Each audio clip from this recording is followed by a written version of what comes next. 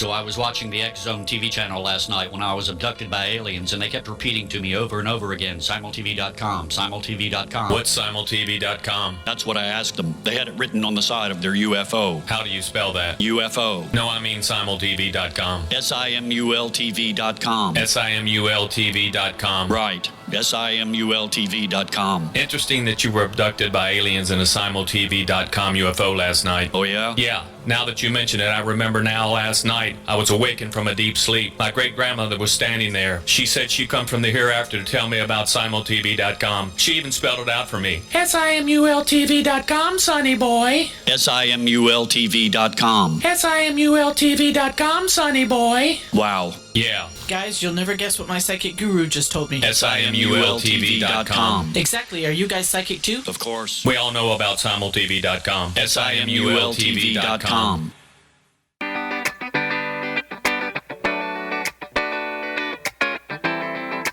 Welcome to the Connecting with Coincidence radio show with Dr. Bernie Beitman, MD, bringing together the world's synchronicity experts to help you use meaningful coincidences to develop spiritually, psychologically, and practically. For more information, put Connecting with Coincidence into your web browser to find the book, website, Psychology Today blog, YouTube channel, and Facebook page. And now, here is the host of the Connecting with Coincidence radio show, Dr. Bernie Beitman, MD. Yes. This is Dr. Bernie Beitman, MD, and thank you, Rob, for that introduction.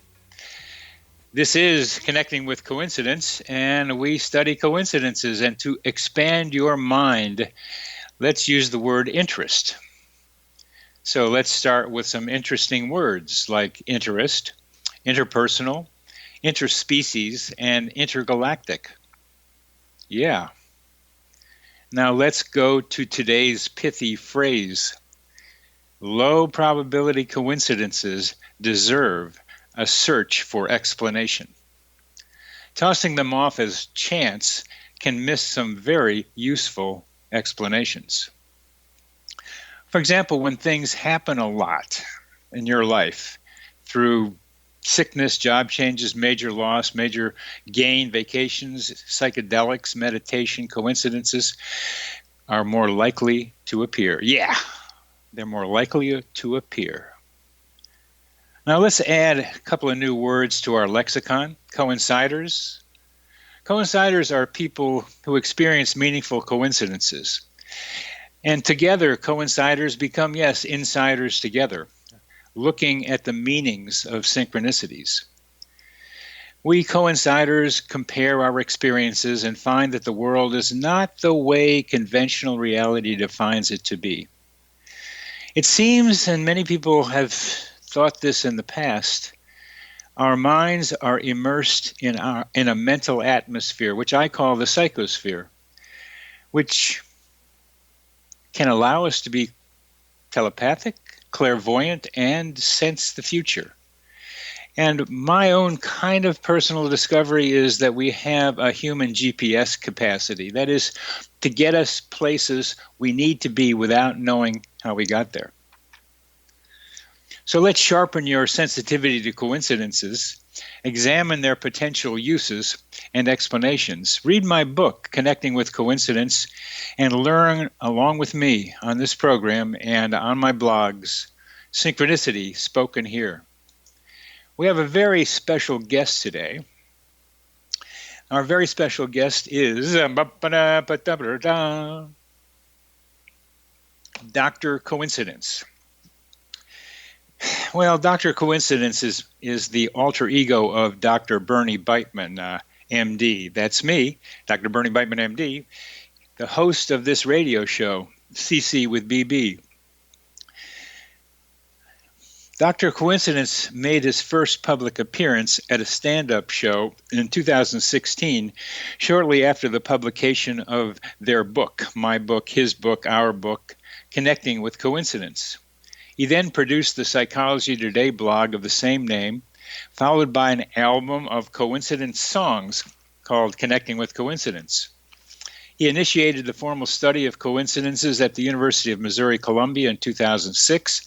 The research produced the Weird Coincidence Survey, which you can take at his website, coinciders.com, as well as 2 issues of the journal Psychiatric Annals, which were about various aspects of coincidence studies.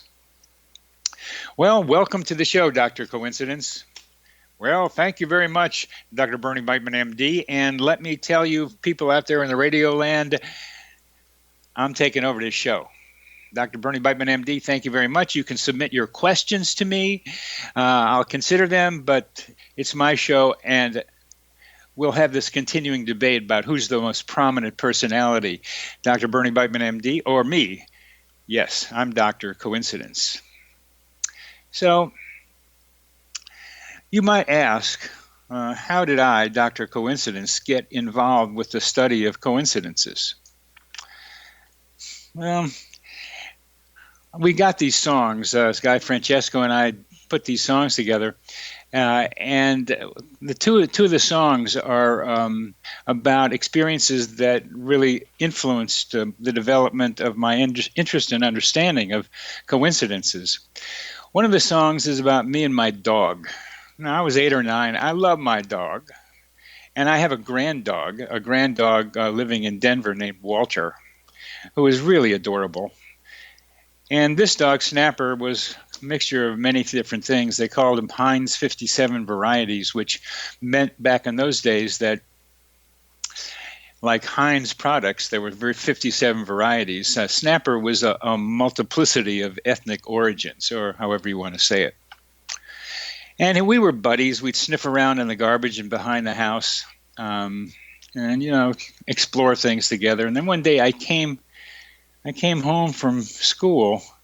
I'm about 8 or 9 on my bicycle, and I ride into the yard, and there's my mother in the front step. I say, "Hey, Ma, where's Snapper?" And my mother just said, "I don't know. Maybe go to the police station. Maybe he's there." Years later, I thought that was very clever of her. Why would the cops know where the dog is? But I was a 9-year-old and didn't know. I parked my bike in front of the police station, going through my elementary school, Moreland School, and crossed the big road and up the stairs, and walk in this door, and there's this big desk and this big policeman sitting behind the desk, and I say, "Have you seen my dog?" And he looked at me and says, "Sorry, son, no." So tears filled my eyes. I was really sad. Where's my dog? I'm not going to see him. I'll go down the stairs, down to the sidewalk. Tears streaming from my eyes. So instead of crossing the big road, I take a right. I just don't know where I'm going, and I'm kind of dazed and where's my dog? I want my dog. And looking ahead, forward, what is going on up there? I see a dog coming towards me, and he's got that sideways gait that Snapper has. So I said, "Wow, is that Snapper?"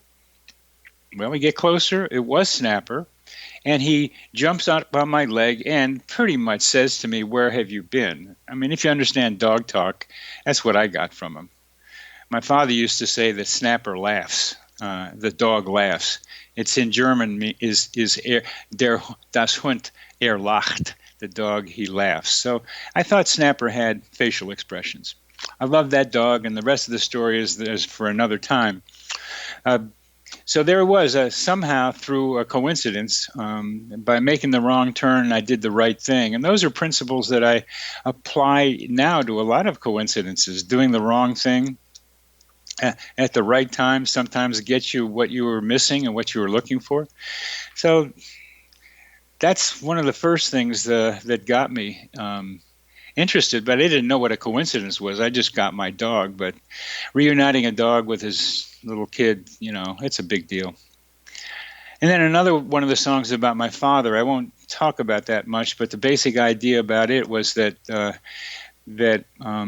3,000 miles away, the day before my 31st birthday, I was choking uncontrollably at a sink in San Francisco, and 3,000 miles away, my father was choking on his own blood, dying.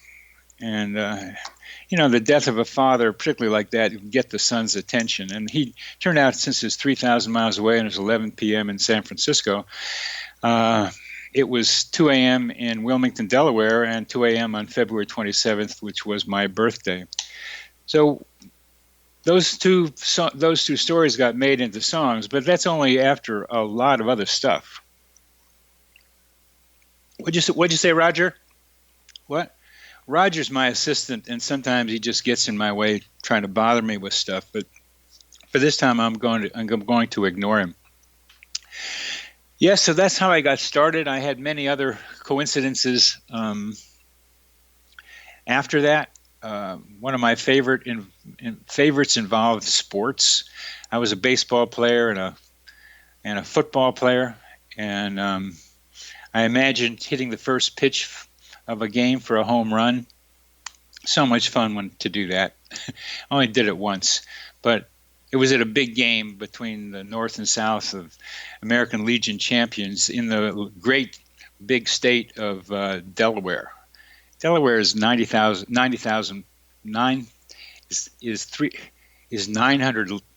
miles long. Is that it, or 300 miles long? It's pretty short, but it's got a north and a south, and we were the north and we played the south, and I learned that even in Delaware, a small state like that, there was kind of a Mason-Dixon line between the north and the south. The north was industrial Wilmington, and the south was Kent and Sussex counties, and they were small places and they were rural. And so it was us big city guys playing the guys down from Kent and Sussex, and I was the first batter at the bottom of the first inning against a guy who went on to play pro baseball. He played first base. He wasn't a pitcher, named Costin Shockley. And they didn't get any runs in the top of the first, and I was up first in the bottom of the first, and Costin put it right over the plate, and I hit it deep over the center fielder's head. And I was pretty fast, and he was running for the ball. And my brother said I rounded second base, and the guy still hadn't caught up with the ball behind him, and circled the bases, and it was a home run to start. And I wasn't a big home run hitter. I was more of a bunter.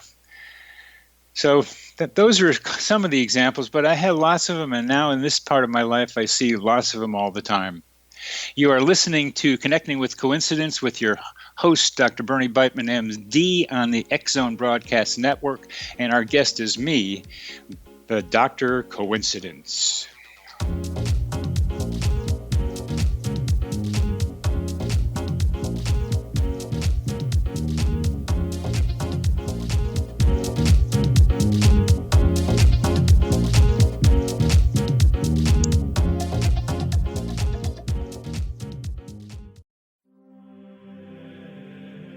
Rob McConnell here, presenting an overview for Nicholas Paul Jennings, author of a fascinating book, Amen. It presents facts revealed by Egyptologists, facts that enable us to understand why Amen is the beginning of creation of God. It provides recommendations for religious leaders of the major religions to unify their beliefs and teach the Word of God. Love one another. Amen informs people how mankind conceived God. It was the Egyptians that developed the concepts of a soul, a hereafter, and Son of God. And finally, after the worship of many gods, they conceived the belief in one universal God, the maker of all there is. For more information, visit www.futureofgodamen.com. That's www.futureofgodamen.com.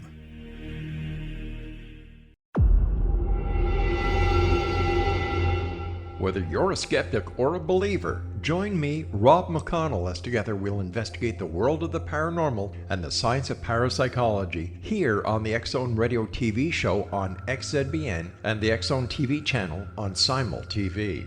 Since 1990, the X-Zone Radio TV show has been the place where people dare to believe and dare to be heard. Together, we'll investigate UFOs, aliens, ghosts, Bigfoot, psychic phenomenon, lake monsters, conspiracy theories, government cover-ups, the truth embargo, alien abductions, ESP, haunted locations from around the world, and so much more. With over 28 years of broadcasting and more than 4,500 individual guests, the X-Zone is truly a place where fact is fiction and fiction is reality, as evidenced by the credibility, integrity, and professionalism of the guests that we bring to our international audience. If you have seen a UFO, had a close encounter, seen a ghost, Bigfoot, lake monster, or a story that you would like to share or have investigated, contact me, Rob McConnell, by sending me your email to xzone@xzoneradiotv.com, or you can call toll-free 1-800-610-7035, extension 143, and on Skype, X-Zone Radio TV. For more information on the X-Zone Radio TV show with yours truly, Rob McConnell, visit www.xzoneradiotv.com or www.xzonetvchannel.com or simultv.com and xzbn.net. Until next we meet here in the X-Zone from our broadcast center and studios in Hamilton, Ontario, Canada, always remember, X-Zone Nation, keep your eyes to the sky and your heart in the light.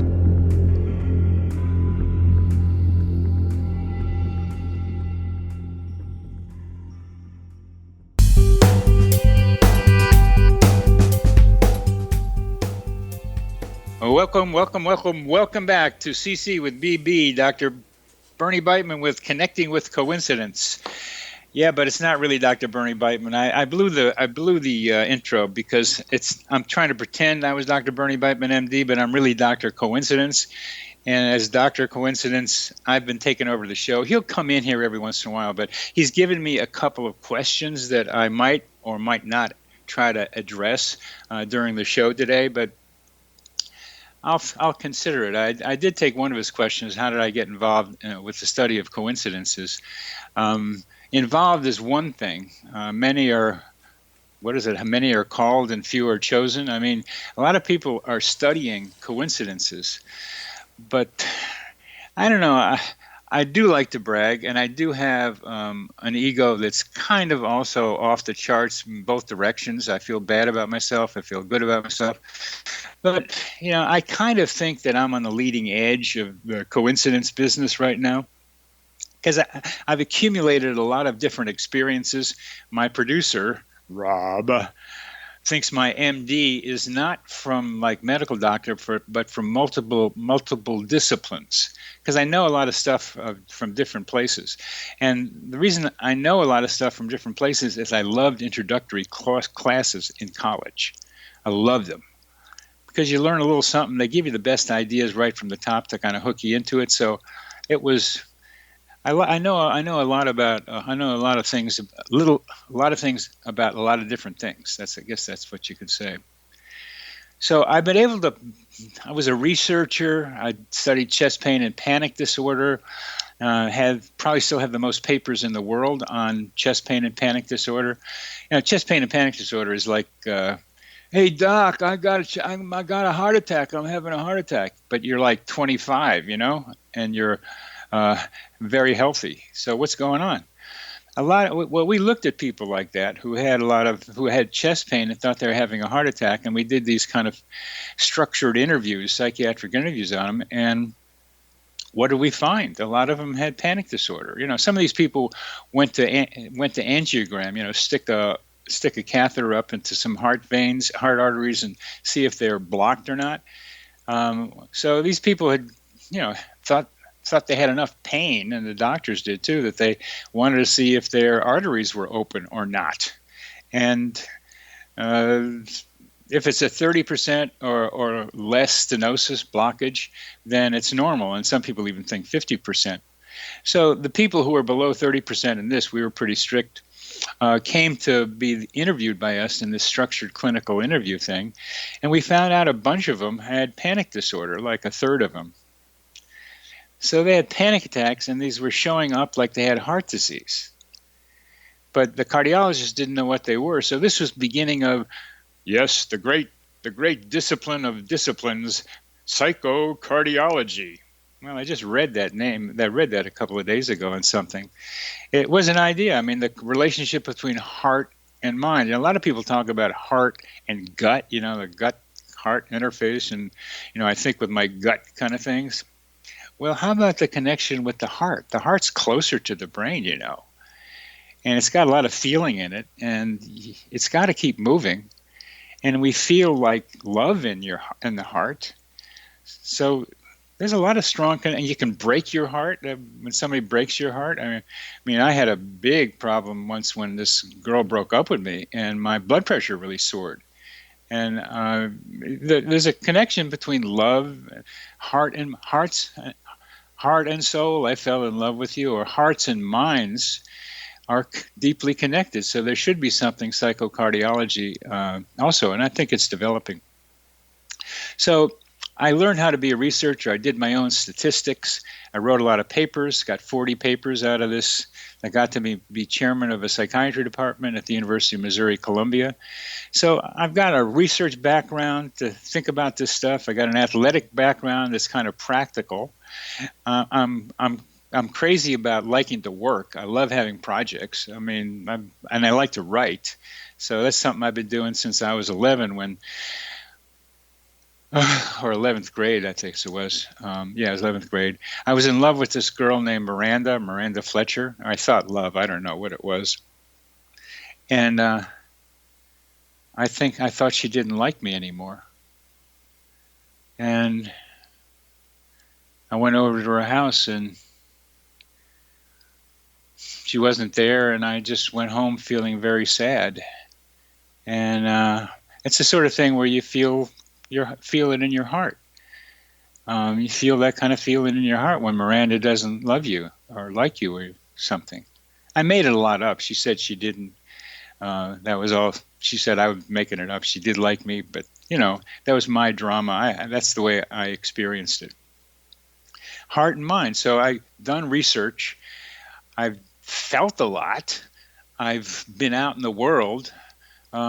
So I got kind of this kind of background to be able to maybe put a complex thing together. And also I like math, and I took a probability seminar in college, and I got 2 A's in it. It may have been because the guy who was doing the seminar was assistant coach on the baseball team, so I might have had a little up. So I don't know for sure, but I think I really liked the probability business anyway, probability theory. It was very interesting. So I know I can think about statistics, which are a very important part of coincidences, because of all the things you can say about coincidences is once you get 2 lines of life, 2 like events coming together as unexpectedly, and you call it a coincidence, you can estimate the probability of that coincidence. You can wonder just what's the likelihood of that. And I've heard that Dr. Bernie Beitman, MD, the host of this show, Dr. Bernie Beitman, MD, Dr. BBCC, Dr. BBCC, MD, was talked to several statisticians on this show, and there's one of them was kind of like more conservative, and the other was kind of like more psychodynamic almost. These 2 men, David Hand, was the more conservative guy. I asked him what his understanding of the world was, and he said it's all statistics. And so I got some idea from that I won't be talking about now, but be writing about it in my next book. Okay. Roger? Okay. Over and out, Roger. Okay. Roger is reminding me that I should get to one of Dr. Bernie Beitman, MD's questions is, what can you tell us about the book you are writing? Right, Roger? I read that. That's what he wants. Well, before that one, I'm going to go to my last trip to the Rockies last week, because there's something important to say about that, and it has to do with Dr. Bernie Beitman, MD's question about what do you mean that you are sensitive to energy fields? Okay, I mean, it's a good question for Dr. Bernie Beitman, MD, to ask me. What do I mean that I'm sensitive to energy fields? Okay. Well, the Rockies are like new mountains, while the Appalachians are like older mountains here in the United States. The Rockies, tallest, are about half the size of the like Mount Everest. I think it's like 28,000 feet Mount Everest and 14,000 feet maybe the highest in the Rockies. And I went up that high a couple of trips ago. It's really amazing. And the Appalachians, where I live near Charlottesville, are much lower. So I was out there, look near a place called Dream Lake. Yeah, Dream Lake. And I'm standing there and I look at these trees. It's about 9,000 feet. And I look at these trees and they're so beautiful. These trees are so beautiful. Their energy comes through me and my mind goes out to them. And around me comes an energy field that goes way around to all the area that I can encompass with my mind around there in the mountains and the valley. And it comes around to the back of my head and pops me in the back of my head and I wake up.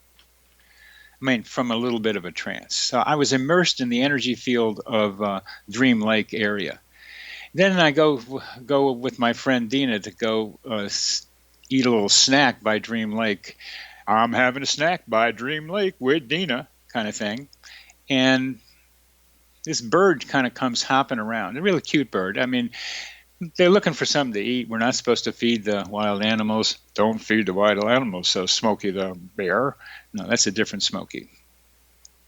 And this bird is dropping one tree to the other tree, to this tree, to that tree, and then gets a little closer, hops on the rock we're sitting on. And then this bird has the audacity, the temerity, to perch him or herself on my knee. So there's this bird sitting there on my knee, or perched on my knee, kind of looking around. Doesn't have the courtesy of looking me in the eye. He's just kind of looking around at everything. And then Dina says, "I don't have my camera out." I thought that was pretty funny. And then the bird flipped away, and right after that, there was these little squirrel-like things with stripes on them.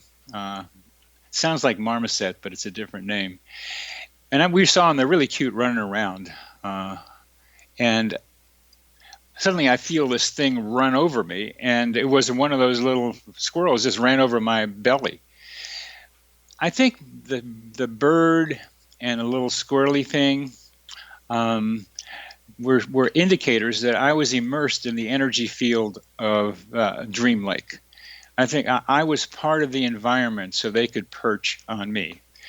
You are listening to Connecting with Coincidence with your host, Dr. Bernie Beitman, MD, on the X-Zone Broadcast Network. And our guest is the irrepressible, the most difficult, and the most interesting of characters, Dr. Coincidence.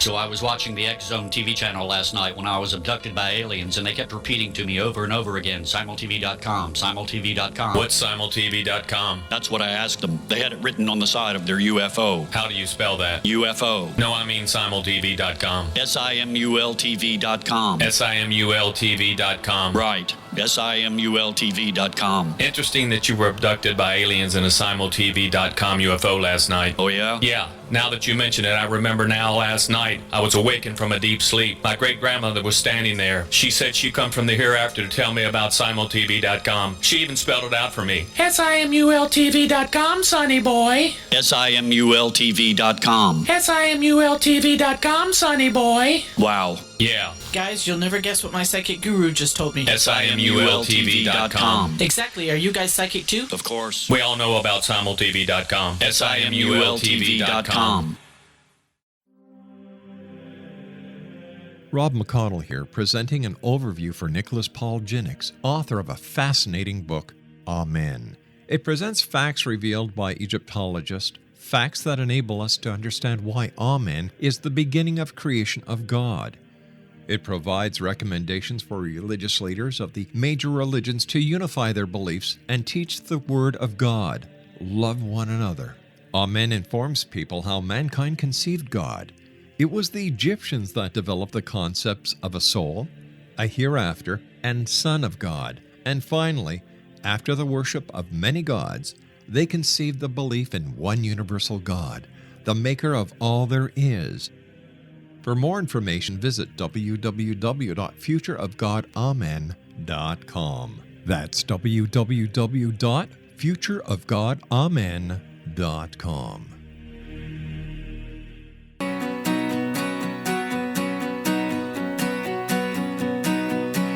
Welcome back to CC with BB, Connecting with Coincidence, with your host, Dr. Bernie Beitman, MD. And yes, this is really me.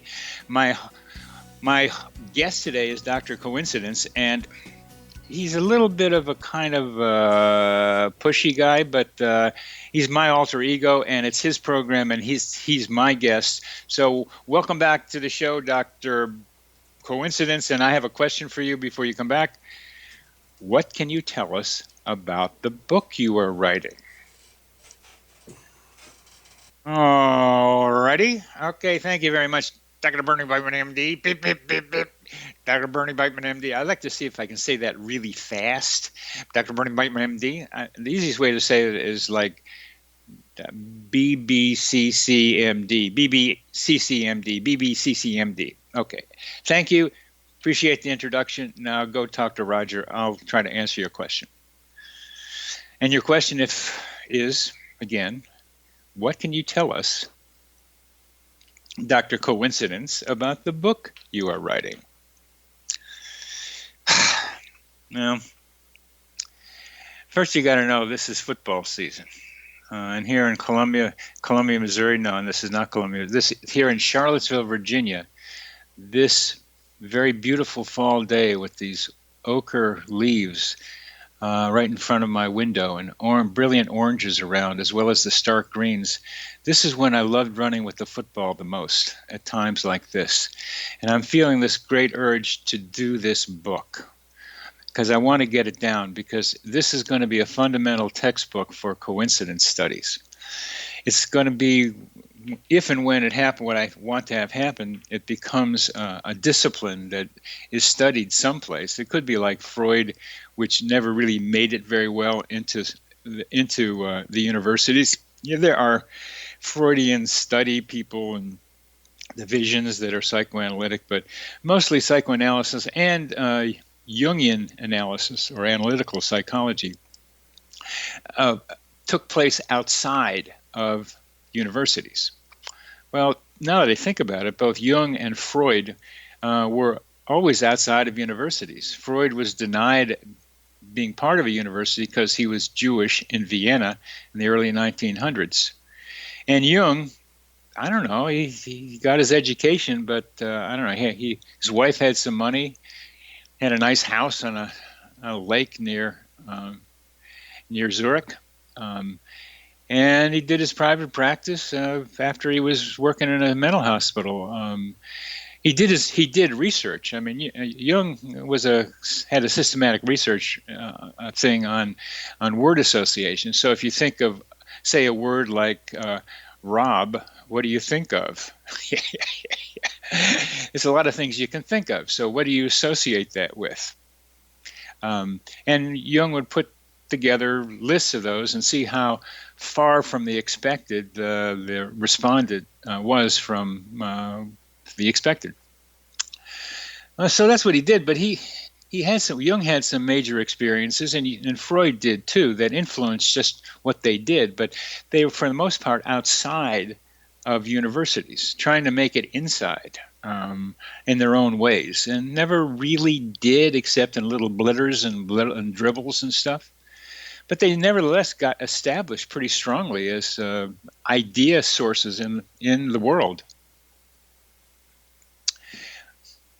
But Dr. Coincidence, I'm sad to say, proud to say, difficult to say, I am a recovering academic. Now, I was in school for like most of my life, and that's kind of like being institutionalized. They let me out for the summers, including medical school. They let me out for the summers, but I still had to go back. And then I was in academics all the time. So that's the only thing I know. Freud and Jung were outside, so it was more easy. It was easier for them to do it outside. For me, it's still like I'm still a recovering academic. So if my thinking is, and imagining and hoping and thinking is positive, however that all works, whatever my imagining the future that I see and think's a good idea kind of future thing, that this would be coincidence studies would be a thing studied at universities. Because I think my thinking is kind of like university-like because I came out of it or something like that. But anyway, I'm kind of a shy guy, and I don't know how to get anything going really like this, but I think once I get this book out, yes, I'll get back to the book, Roger. Once I get this book out, then I can kind of go into like the salesmanship part of this. But I got to get the content down. It's a little bit like, and there it comes to your nearest by movie theater, The True Adventures of Dr. Coincidence. You know, when that movie comes out, I think of it as a cartoon, preferably, but somebody could act it out as people regularly. That they would come back to seeing that I had to do this this book first, because I am laying out the basics of what a coincidence is. I mean, there's a psychology part to it, like the psychology of coincidences, like let's say. I'm trying to come up with this word like psychocoincidology. Now, that came out all right. And there's like psychoneuroendocrinology. So I want to have psychocoincidology. You know, it might work. It's a little cumbersome as a word, but academic words tend to be that. It's the psychology of coincidences. So that's one part of the book, is the beginning of it. And the first part is about your thinking yourself, and the other part of it is your maps for the world. It's like you have maps, we all do. We can't represent the whole world. So what are our maps of the universe? Like that statistician David Hand I talked with, who said that the meaning of life is statistics. I think I got an idea about what he meant. I mean, that was his view. And if there's anything I have learned from doing this coincidence business is I need to deeply respect the minds of the other person, particularly their concepts of coincidences. I've got to see what their concept of coincidence is, because that concept is built on their concept of reality. Their basic concepts. We can't have a lot of concepts jangling around in our brains about what's real. I mean, let's be serious, ladies and gentlemen. We got to have some kind of unified way of looking at things, because otherwise it would be jangled all the time. And people in various states of mind, like being psychotic or being on a bad acid trip, can have a lot of different ways of thinking about the way that reality functions. But you got to have some kind of stable idea about it. The trouble comes with a lot of people just have to have it rigid and never will change it. And then there are also other people who are willing to change it, but then it's good that some people don't change it, because if everybody changed it all the time, then we'd be confused. But there's some of us who are changers who want to help the ones who are not changing so much to change. Well, you have to run that back on your radio dial to hear what I was just saying, because I said it pretty fast. Underneath is your view of the world like the statistician. And when it comes to coincidences, there are two basic explanations people have for coincidences. One is God or universe. The other is random. And whichever side the person falls on, or somewhere in between, I've got to know that. I've got to know where that person is coming from.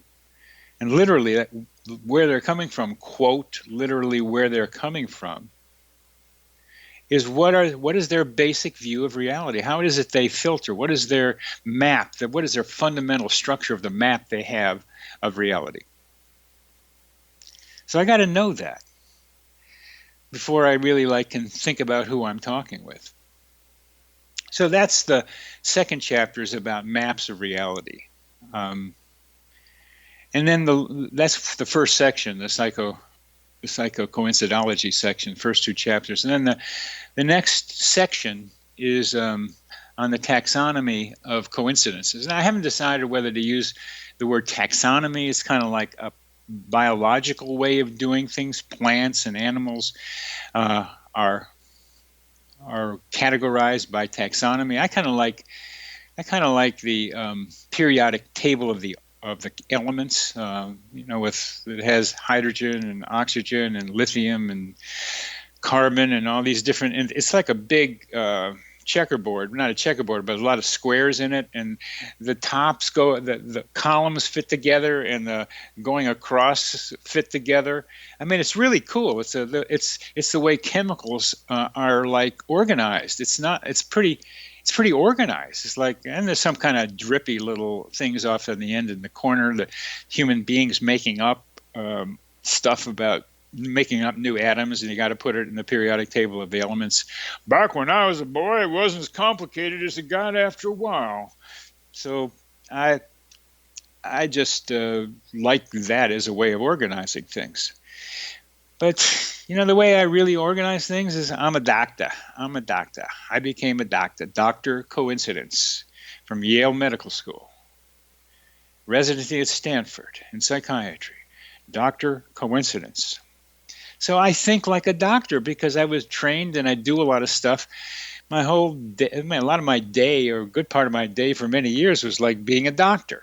And that meant like being a psychiatrist, and that meant like thinking about diagnoses and thinking about categories of diagnoses, and then having to deal with psychologists who think of continuums rather than categories, and then trying to figure out my patients and psychotherapy and where does that fit. Well, anyway, okay.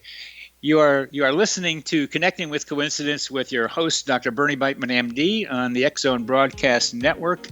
And our guest is Dr. Coincidence, who is really rocking and rolling today.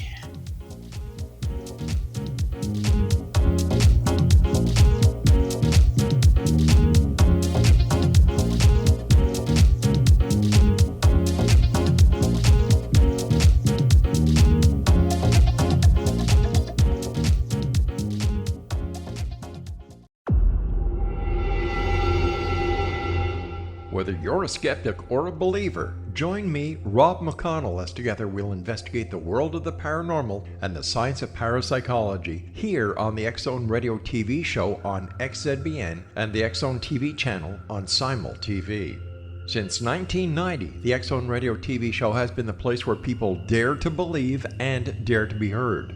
Together, we'll investigate UFOs, aliens, ghosts, Bigfoot, psychic phenomenon, lake monsters, conspiracy theories, government cover-ups, the truth embargo, alien abductions, ESP, haunted locations from around the world, and so much more. With over 28 years of broadcasting and more than 4,500 individual guests, the X-Zone is truly a place where fact is fiction and fiction is reality, as evidenced by the credibility, integrity, and professionalism of the guests that we bring to our international audience. If you have seen a UFO, had a close encounter, seen a ghost, Bigfoot, lake monster, or a story that you would like to share or have investigated, contact me, Rob McConnell, by sending me your email to xzone@xzoneradiotv.com, or you can call toll-free 1-800-610-7035, extension 143, and on Skype, X-Zone Radio TV. For more information on the X-Zone Radio TV show with yours truly, Rob McConnell, visit www.xzoneradiotv.com or www.xzonetvchannel.com or simultv.com and xzbn.net. Until next we meet here in the X-Zone from our broadcast center and studios in Hamilton, Ontario, Canada, always remember, X-Zone Nation, keep your eyes to the sky and your heart in the light.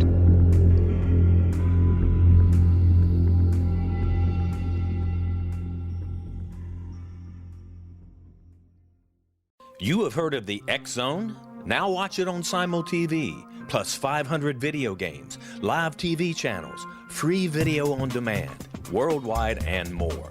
Does this sound like tomorrow's television? Well, it is, but you can have it today, right now. It is Simul TV. SimulTV offers what the others only wish they could provide. 15 exclusive channels like X-Zone, Sci-Fi, and Horror. We are worldwide. No other provider offers that. 500 built-in video games. No need to have an extra expensive system. We have them included. Free video on demand. Live streaming events from around the world. Interactive online network, and much more. Tomorrow's TV today. SimulTV. Sound too good to be true? Well, it's not. You can have SimulTV today. Sign up at simultv.com. Do it today.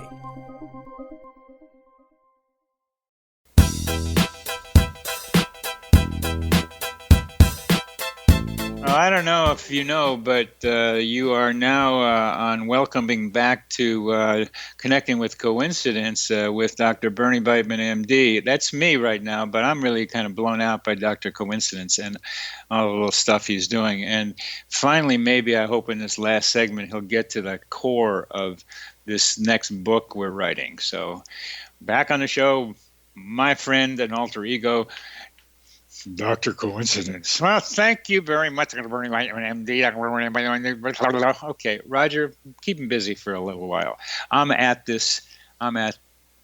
show, and I'm going to answer your question in the last segment. Let's take a trip on the motorcycle of my mind. You heard me. Let's take a trip on the motorcycle of my mind, and we are going to be flying in from outer space and hovering over the great new planet called Planet Coincidence. From a distance, it looks like all one thing, another ball suspended in space. But as our little motorcycle craft comes closer to the planet, Roger, never mind. The terrain begins to differentiate. We begin to see separate continents separated by something I don't know yet. There's one continent where coincidences only involve the individual having connections between his or her mental events and the environment. But then there's another continent nearby but still separate, where the people on that continent discover that their mental events mirror or reciprocate each other, two people or more people. And then more people, there's a third one where there are great numbers of people that finds that its members are thinking about or doing the same thing around the same time. So individual planet, a two people planet, where it's pairs of people, and a continent, and a continent of a group of people, a continent made up of groups of people in which its members are thinking about or doing the same thing. I'm stumbling along here because I'm learning from this while we're doing this. I just wrote this like last week, like a couple of weeks ago. So having you listen to me talking about it helps me look at it in kind of new ways. So as we get a little closer, we see more outlines. And we see that coincidences involve pattern matching. That is, that a pattern in my mind matches a pattern in your mind or matches a pattern in the environment. And here's a little clue about words. Roger told me this. He is worth something, Roger. Look at the word mental, M-E-N-T-A-L. Then look at the word environmental. Environ, E-N-V-I-R-O-N, means surrounding. And then there's mental again. So environmental means surrounding the mental. So when I refer to a mental event being mirrored in some way in the environment, I'm talking about mental environmental connections. Now, these connections involve two intersecting patterns that, as we define coincidences, cannot be explained by currently accepted scientific principles. The intersecting patterns, and this is one of those things that I want to be able to have you keep in mind. These intersecting patterns are composed of two basic elements. That's like why I like the periodic table of the elements. Just get down to basics. Just get down to basics, please. Don't make it so complicated. And the basics of a coincidence can be summarized as mind and thing. Now, like with a lot of things, we have to be careful about how we use words, and one way is to be careful about it is to define the word. The word mind has a lot of different meanings. And I think my definition of mind in this context, I think it is consistent. It fits well with other definitions of mind, and maybe even be a pretty good one, generally speaking. So mind refers to the unobservables within you. The unobservables that no one else can see. And these include your sensations, your feelings, your images, and your thoughts. Your sensations, your feelings, your images, and thoughts. Thing, contraposed or in contradistinction, refers to objects outside the mind observable by any other person, including you.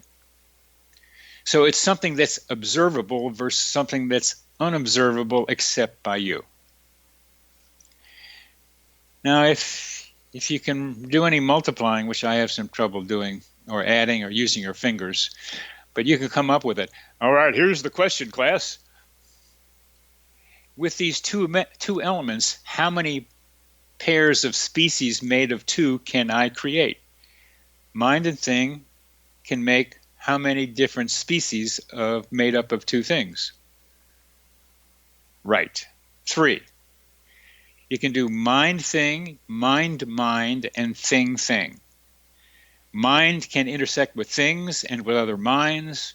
Things can intersect with other things.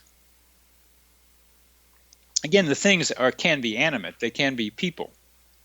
And the whole thing about coincidences is at least one of the two parts of the coincidence is moving.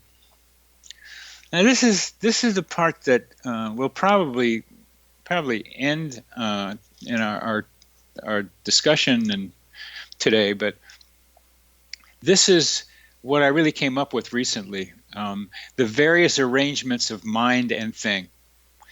And what are the various arrangements of mind and thing? How can they be, how can those things happen? Because mind and thing is the most common version of these three possibilities: thing, thing, mind, and mind, thing.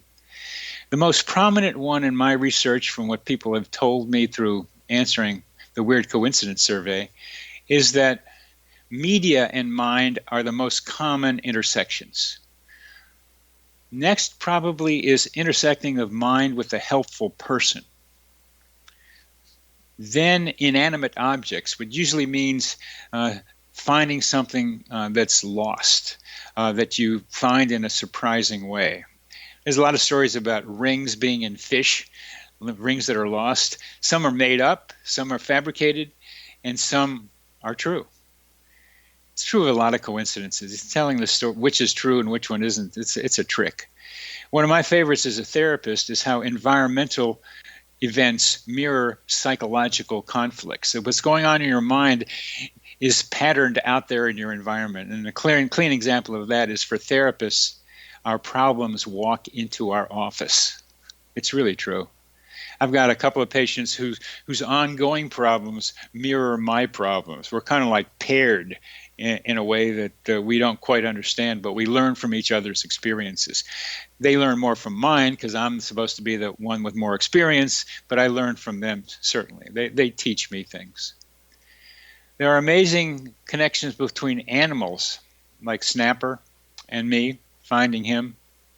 And animals also can be comforting. like Oscar the cat, who knew when people were dying and would just go over to them when they were dying. Plants bloom at the oddest times, sometimes for some people feeling the experience of a loved one who has passed. Another one that's hard for people to believe, but it's happened to me a couple of times. A colleague of Jung's happened this all the time, Wolfgang Pauli. Machines responded to his emotions. When Pauli got upset, angry, laboratory equipment would fall apart. It became the Pauli response, or the Pauli effect. And then finally, they're seeing the future. And there's all kinds of ways that people see the future where what you think then starts happening. Books that predict what's going to happen.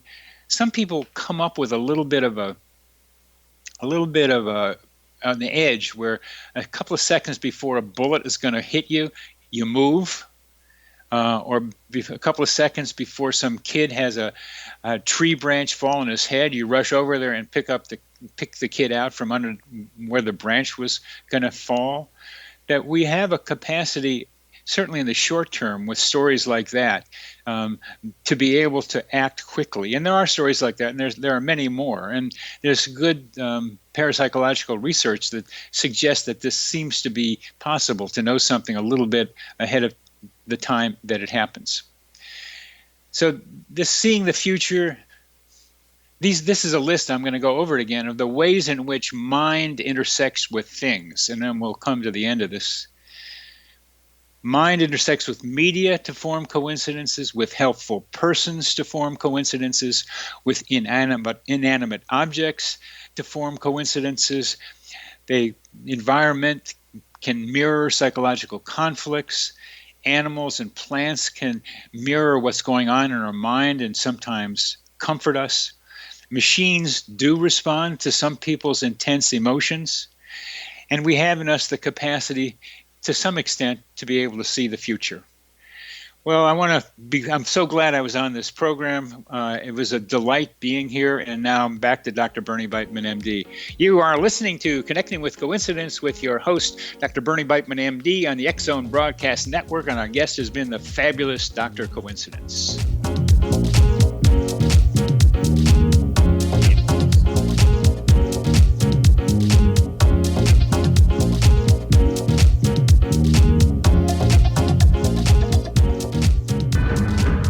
If you are looking for a safe, zero-calorie natural option to the harmful artificial sweeteners on the market today, Just Like Sugar is what you're looking for. Just Like Sugar is a wonderful natural alternative for those health-conscious people who choose a calorie-restricted diet with a great, pure, sweet flavor that tastes just like sugar. Just Like Sugar is a great natural option for people suffering from diabetes and may be useful in restricted diet programs where standard sugars are not allowed and does not cause a laxative effect of some other sweeteners. Just Like Sugar comprises a perfect blend of chicory root fiber, natural calcium, natural vitamin C, and Just Like Sugar's sweetness comes from the natural flavors from the peel of the orange. Just Like Sugar is a natural alternative to harmful artificial sweeteners and will change the way that you believe all natural sweetener products taste.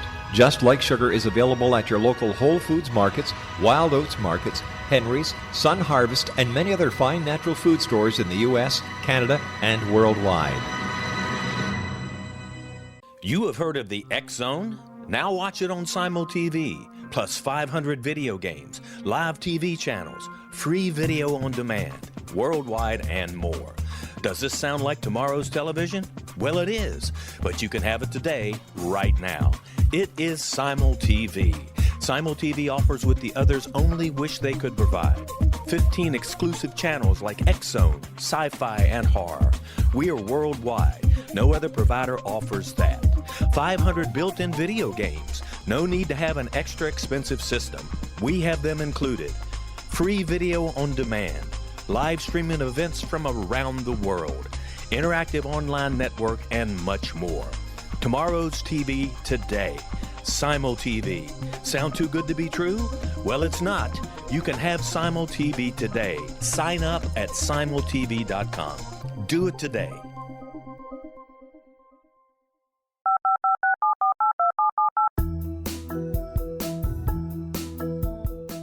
Did you know that when you're on the road with limited data or Wi-Fi, you can still listen to the X-Zone Radio Show with Rob McConnell, The Science of Magic with Gwilda Wiyaka, X-1, Dimension X, Space Patrol, and every minute of the X-Zone Broadcast Network by calling 213-401-0080, courtesy of Audio Now. No smartphone, app, or internet needed. It saves your data plan and it's free if you have unlimited minutes. Call 213-401-0080 to listen on any phone, anytime, anywhere. Remember 213-401-0080 for the best of the paranormal, parapsychology, and sci-fi radio programming anywhere, 24/7, 365.